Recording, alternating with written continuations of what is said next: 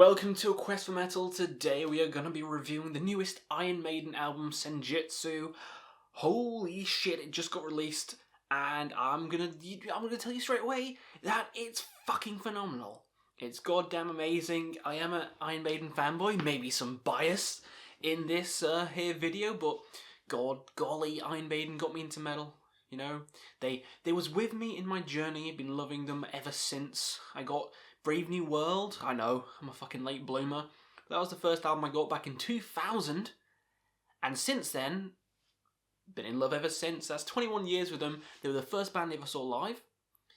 First band I ever saw live back in Twickenham Stadium. Alongside Avenged Sevenfold and Within Temptation. It was a fucking sick show because they played Rime and the Ancient Mariner. And I'll never forget that. Seen them countless times since. Seen pretty much most of the songs and most of the albums. And I can't wait for this album. And it's finally here. It's finally here. Senjutsu is here. And does it live up to the hype? I mean, you can see that I'm hyped, so the answer is yes. Yes, yes, fucking yes. Now, we're going to go through each track, let you know what I liked about the album, let you know what I didn't like about the album. I'm going to give an overall score at the end and see where it lands, you know, on this list. But first, an overview of the album. First up, the album cover. This is one of the best I've ever done. You know, the Samurai Eddie. Sedi. He looks sick. He looks sick. He looks like a Carl. I'm going to call him Carl. He's fantastic. This samurai version of Eddie. Probably one of the best. One of the best album covers, and I may do an album cover ranking. Let me know if you want that down below. But yeah, one of the best album covers. I love the maskless one, the helmetless one as well as the one with the helmet on. Both look sick. So, you know, album covers aside, the sound of this album as a whole is very, very structured. It's a structured album, it's a cohesive album, and it just all flows into each other. Every song feels like it just fits with this album. It's a very parallel to, say, A Matter of Life and Death, where every song kind of, you know, fits within each other, and it's meant to be listened to as a whole. This album is meant to be listened to as a goddamn whole. And if you pick out individual songs, like just listening to the singles, like Writing on the Wall, doesn't really make sense. Listen to it within the context of the album, it fucking does, and it slays. If you want to listen to this album in full, from front to back, this isn't one of those albums where you pick songs out. No, you need this one all the way through, just like A Matter of Life and Death. That might put people off, just like some of the running times of some of the songs. Not me. No. Some of my favourite songs are the long ones. This album, the long songs are my goddamn favourites, and we'll get to them. Does it beat A Matter of Life and Death? In my opinion, it's about on par. It's about on par with A Matter of Life and Death at the moment, anyway. I love both these albums. Is it better than Book of Souls? Time will tell. I think Book of Souls has higher highs, but this album's way more consistent. Every song is great. But Empire of the Clouds, it's hard to top that, to be honest. But this album as a whole, listening experience, I think it's way better than Book of Souls, way better than Final Frontier, but on par with Matter of Life and Death. So I think it's one of the better newer albums by Maiden. The guitar work in this album is fantastic. They've upped their game. The solos are incredible, eye-melting solos on here. The bass is fantastic, and Bruce's singing sounds better than ever. Sounds way better than on Book of Souls and way better than on Final Frontier. So his vocal game has just fucking gone through the roof. I love his vocals on this. So let's talk about some of the songs on this album which I really loved. So starting off the album is Senjutsu, the title track, and it's very weird for them because it's a long first song. Usually they have like Wildest Dreams or Different World, these kind of short, punchy, gallopy Iron Maiden songs to kind of get like the old people in, like, woo, it's just like old Maiden. No, this one's like 8 minutes long. It's a mid-pace song, but by golly, it's fantastic. The melody in it is amazing. It took me a while to kind of get used to it. I was kind of like, mid-pace straight away. This isn't a way to like engage the listener, but you know, it fits perfectly in the context of the album because the next song, Stratego, it just flows straight in, and I wouldn't listen to Stratego by itself because it just works so well with the first song, Senjutsu. So, you major props to them.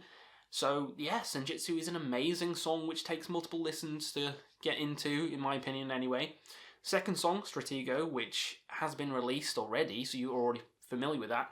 That's fucking amazing. That's one of my favourite Maiden songs for the past, 15 years. I love that song. This is a gallopy one, classic one, kind of similar to like the Trooper or something like that. Really love the gallops on that song. Feels like classic Maiden. It's nice. It's great. It warms the heart. Warms my dark heart. Then it leads into Writing on the Wall, which is the very weird one which people had mixed opinions on. If you've seen my review on it, I loved it. I gave it a 10 because I was like, whoa! But, it's great. It's not a 10, but it's great. The more kind of... See, I said country in it, but you know what I mean? Kind of Western-esque feel of that song and the music video. Ooh, with all the eddies. So goddamn fun. Really a standout on the album, in my opinion, because of how different it sounds. Like, it is very just unique on this album, and I love it for that. But it still fits within the context of all these other songs. Still flows nicely. Now Lost in a Lost World is next, which kind of sounds like Stranger in a Strange Land. Even the chorus is kind of similar. Lost in a Lost World, that's what they say as the chorus. Doesn't sound anything like what I just said, but that's the chorus. And it's catchy as hell, and it gets stuck in your head. But major problems with this song. The first 2 minutes I really fucking hated. I really hated it, and I was like, this is easily going to be the worst song on the album. What is this? The repeating of sections where he's like, caw, and it just goes, caw, caw, caw. I'm not a big fan when bands do that. And it does that on this song. Only the first 2 minutes, though. I was like, oh god, what am I getting myself in for? This is going to fucking suck. But then, after the 2 minutes, the guitars kick in, and it gets heavy, and then it gets amazing after that, because it's a 9-minute song, so even though I'm not a big fan of the first 2 minutes, the rest of the song is fantastic, and it keeps getting better and better and better and better until the climax, and I was like, holy shit, I actually really enjoy this song now. The chorus is catchy, the solos were amazing, and the ending was great, so yeah, overall, definitely won me over. I was very skeptical at first, though, but it did win me over, so I would say this is probably one of the weakest ones just because of that first 2 minutes, but I still enjoyed myself with it. So, yeah, take that as you may. Days of Future Past is next, and not the X-Men movie. This one is another short, kind of fun romp, just like Stratego. Not quite as good, but there's nothing fucking wrong with it. This is just a fun song. Kind of sounds like it would fit right at home on the previous album. It does. Go listen to it. Go listen to it. It sounds like it could fit right at home on the Book of Souls. And it would be fine, because it would be one of the better songs on that album. Because this song is really a great, shorter song by Iron Maiden, and they can still write good short songs, and this is fucking proof. Next up is Time Machine, a bit longer, and Bruce shines on this song. Bruce bloody shines on this song. His vocals soaring through the skies like an eagle.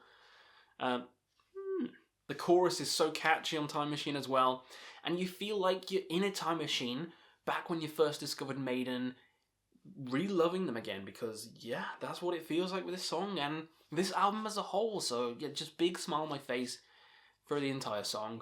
And then the smile turns into a frown, not because the song's bad, but because Darkest Hour is next, and it's a somber, depressing song. You want your lighters in the air, you want your severed Eddie heads just fucking to chomp on while you're bored. Yeah, I love this song. It is a more somber song. It feels like it could fit right at home in A Matter of Life and Death, kind of like The Pilgrim, that kind of more depressing war theme, with D-Day as a subject matter. Love the ending though, the end up on the beach, the seagulls squawking and stuff. That's really fantastic. Love the story of this one. Love Bruce's delivery. It brings tears to the eye. But here we come, the big three chunguses, starting with Death of the Celts, which is, holy shit, one of the best Maiden songs they've done in years.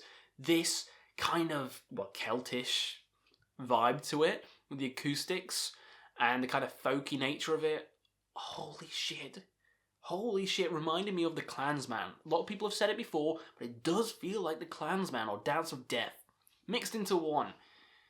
The melodies are fucking sublime on this song. It's gonna be easily in people's favourite songs of the year list because Death of the Celts is just a masterpiece. A masterpiece. Long as hell, but fuck it. I love it. I wanted more. I finished the song and I wanted more. That leads us on to the Parchment, which is the weaker of the three, but I still really enjoyed it. This is more of like a storytelling song, and the story within is just, it's majestic. And the guitars on this one, super punchy, super in your face, really love it. Heavier of the three, although, Hell on Earth. That gets goddamn heavy. Speaking of, the final song of the album, Hell on Earth, which is my favourite song on the album. It's my favourite song on the album.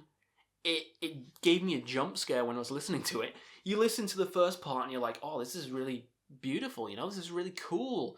This melody is really infectious, and then boom, they just slap you with that fucking heavy riff and that heavy section, and you're just like, whoa, where did this come from? Heavy guitars, amazing melodies, just a perfect story and a way to close the album. This song really reminds me of, what's the song from Final Frontier? Where the Wild Wind Blows. It really reminds me of that, the melody in this, and that's probably one of my favourite songs Maiden has done ever.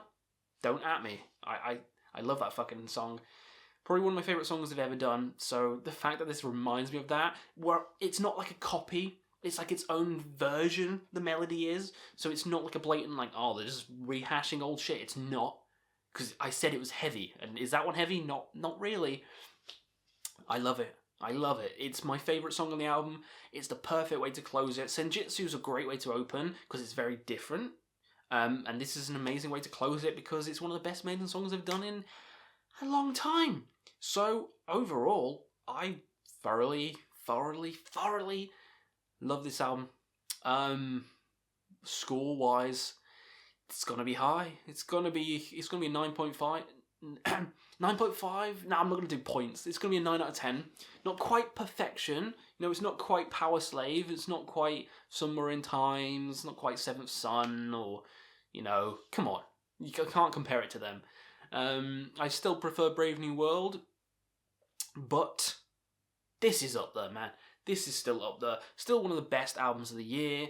Still better than a lot of the other Maiden albums. I put this higher than any of the Blaze ones. I put this higher than Fear of the Dark or No Prayer. I put it higher than Final Frontier and The Book of Souls. I think it's better than The Book of Souls. Way more consistent.